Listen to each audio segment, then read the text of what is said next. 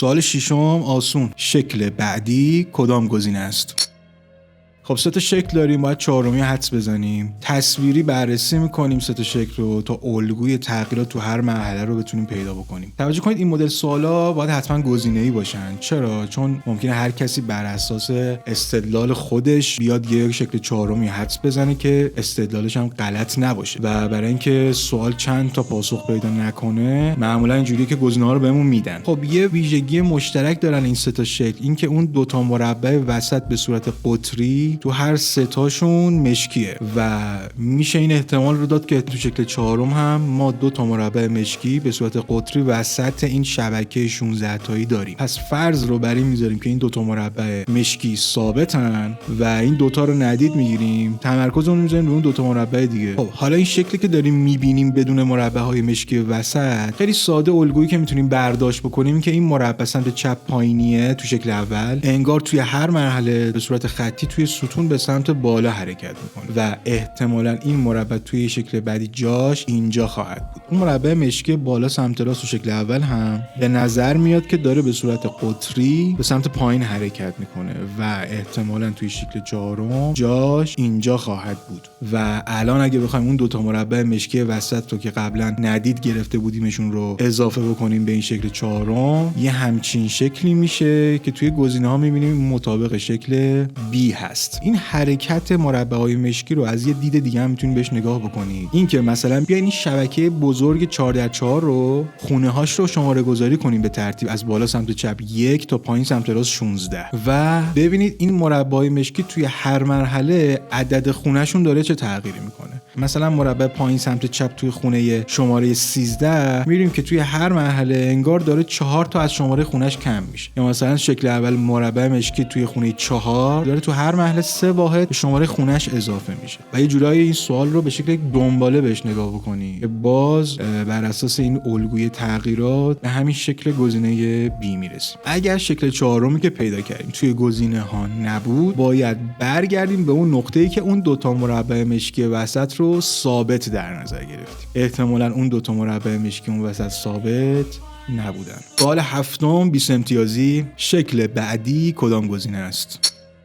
خب ببینید این از اون سوالاست که بعد از اینکه جوابش مشخص میشه آدم‌ها به 2 دسته تقسیم میشن. یه عده خیلی خوششون میاد و میگن ایول عجب سوالی بود و این حرفا. یه عده هم اینطورین که این مسخره بازی‌ها چیه، ادعا چیه در میاد، ما وقتمون از سر راه آوردیم به چی مثلا. خلاصه یه تنفری هم از این سوال، هم از طراح سوال، هم از من و هم از خودشون پیدا میکنن بعد از اینکه جواب شنیدن. هیچ، برای حل معما شما باید انقدر به این نمادها نگاه بکنید، از زوایای مختلف بررسیشون بکنید، بالا پایینشون بکنید تا شاید مثلا از آسمون به ذهنتون برسه که اینها در واقع اعداد انگلیسی هن که یه دونه ازشون کپی شده، آینه شده و هم چسبیدن. یعنی اگه این نمادا رو وسط نصفشون بکنی میبینین که سمت راست نماد اعداد انگلیسی هن که به ترتیب دارن زیاد میشن و خب قاعدتا نماد شیشمی میشه 2 تا عدد 6 که به صورت آینه به هم دیگه چسبیدن و گزینه D. تنها هینتی که توی این سوال وجود داره توی گزینه هاست که 2 تا از گزینه ها A و D خیلی شبیه هم دیگن و یه ذره هم میشه زود فهمید که اینا اعداد 9 و 6 ان. در واقع ذهن رو گزینه ها میبره به سمت اعداد انگلیسی، ولی اگه به گزینه ها نگاه نکنید فهمیدن این داستان که اینا اعداد انگلیسی ان یه ذره سخت. فوش و بد و بیرا هم کاملا آزاده. سوال 8 20 امتیازی.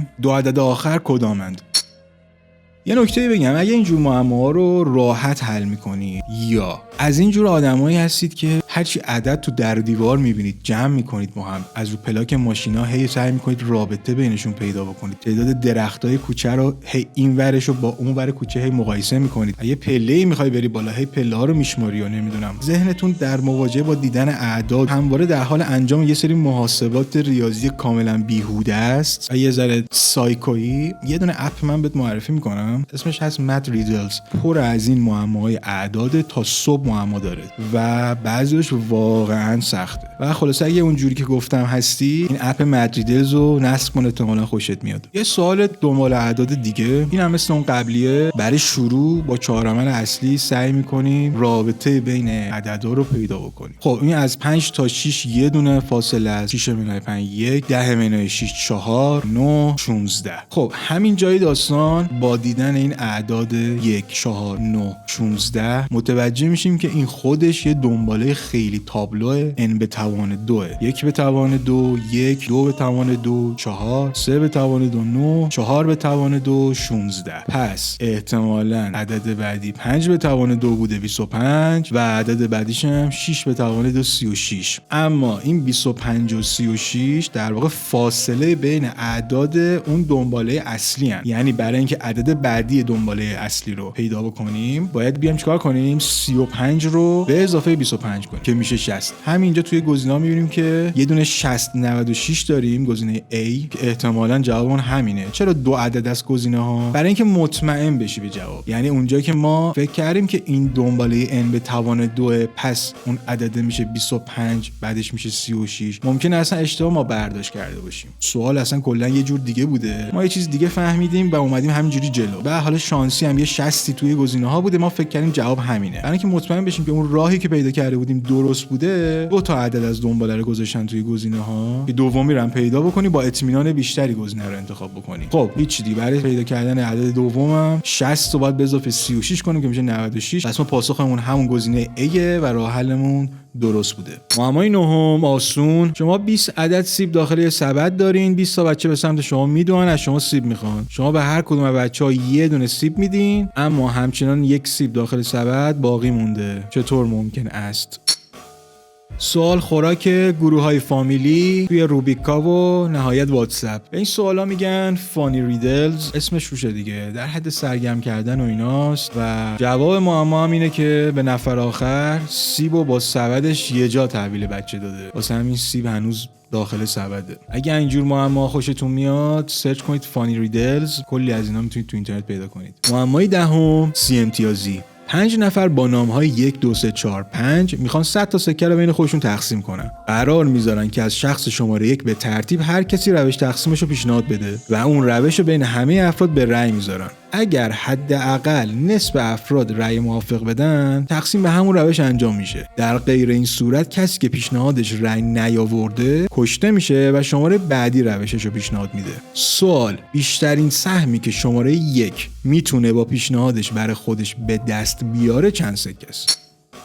سوال قشنگیه. این سوال تو اینترنت معروفه به معمای دزدان دریایی. داستانش هم اینه که 5 تا دزد دریایی با سنای مختلف یه صندوق که توش 100 تا سکه طلاست گیرشون اومده. حالا سر تقسیم کردنش داستان شده، با هم کنار نمیان. بین خودشون یه قراری میذارن که از مسن‌ترین فرد که تو این سوال میشه فرد شماره 1 به ترتیب روش تقسیم سکه‌هاشون رو پیشنهاد بدن. بعد اون روش تقسیم رو به رأی میذارن. اگه 50% به بالا رأی بیاره که به همون روش تقسیم میکنن و تمام میشه داستان. ولی اگر رأی نیاره، اون کسی که روش تقسیمش رو پیشنهاد داده رو میکشن. بعد نوبت نفر بعدی میشه که روش تقسیمش رو پیشنهاد بده به ترتیب سن. حالا سوال اینه، اون مسن‌ترین فرد شماره 1 ماکسیمم چند تا سکه میتونه گیرش بیاد؟ ببینید جواب این سوال 98 سکه است. یعنی نفر اول میتونه 98 تا سکه گیرش بیاد.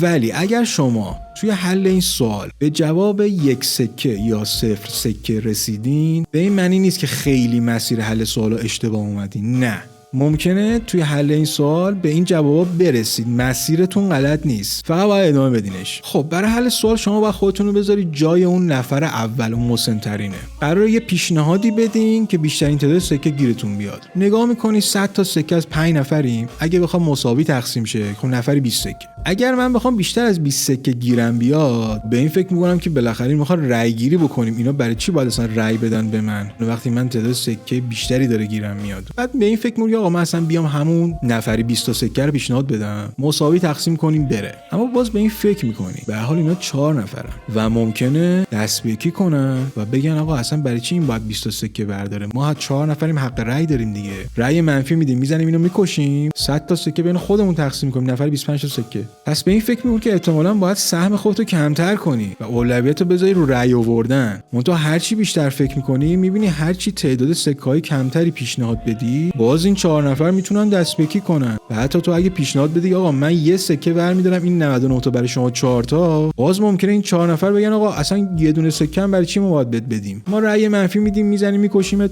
هر 100 تاشو خودمون برمی‌داریم دیگه. اینجاست که به جواب 0 سکه میرسیم و اینجوری فکر میکنی که با فرض اینکه اینا میتونن دست به یکی کنن پس انگار اصلا قرار نیست سکه گیر من بیاد، من اصلا بگم آقا من هیچی نمیخوام، شما فقط ما رو نکش، سکه نخواستیم. مونتا اگه بیشتر راجع به این سیستم رأیگیری فکر بکنی متوجه میشی که انگار یه ایرادایی داره و انگار فقط تو نیستی که قرار سرت بیکلا بمونه و میای چیکار میکنی راجع به این باگ این سیستم رأیگیری با این رفیقای دزدت صحبت میکنی، رو میکنی به نفر شماره 2 بهش میگی که تو میخوای به من رأی منفی بدی، میگه آره. میگه خب باشه اصلا اوکی شما به من رأی منفی بدید بزنید ما رو بکشید، سکه هم مال خودتون، ولی آقای شماره 2 میدونی که بعد از اینکه من مردم نوبت توئه که روش تو پیشنهاد بدی و بدون اینا 3 نفرن و همون بلایی که سر من آوردید دست به یکی کردین، این 3 تا هم میتونن دست به یکی کنن بگن آقا اصلا برای چی باید به نفر شماره 2 سکه‌ای برسه، ما 3 نفریم 3 تا حق رأی داریم، تو هر پیشنهادی بدی یه دونه سکه هم میخوای برای خودت برداری ما نمیذاریم، ما بهت رأی منفی میدیم،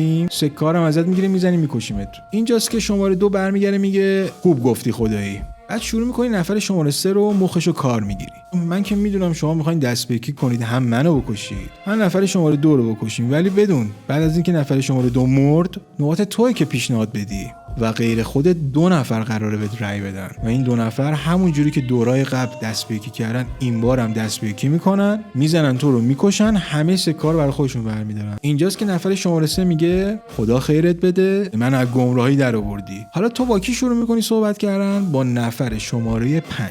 میگی ببین شما که میخواید دست به یکی کنید ما 3 نفر رو به کشتن بدیم، ولی آیا حواست هست که اگر نفر شماره 3 بمیره نوبت نفر 4 که روشش رو پیشنهاد بده و نفر شماره 4 هر چی پیشنهاد بده تو رأی منفی هم بدی، چون خودش به خودش مثبت میده رأی میاره، پس اصلا انگار نیازی به رأی تو نداره. نوبت شماره 4 بشه پیشنهادش اینه که همه سکه رو خودش برداره و هیچ سکه‌ای به تو نده و تو هم قاعدتا رأی منفی میدی ولی رأی دیگه تأثیری نداره، هیچ سکه گیر تو نمیاد و نفر 5 هم متوجه عمق فاجعه میشه. نفر 5 میگه خب پس من چی کار کنم؟ نفر 3 میگه خب نباید با این نفر 4 دست به یکی بکنی بزنی منو بکشی، نوبت من که شد تو به من رأی بده من یه دونه سکه بهت میدم، 99 تا خودم برمیدارم یه دونه هم به تو میدم، تو هم به جاش به من رأی بده. اگه به من رأی ندی نوبت نفر 4 میشه، اونم هیچ چی بهت سکه نمیده دیگه، از هیچی که بهتره من یه دونه سکه بهت میدم دیگه. خب نفر 5 میگه راست منطقیه باش. حالا اینجا نفر دوم به نفر 4 میگه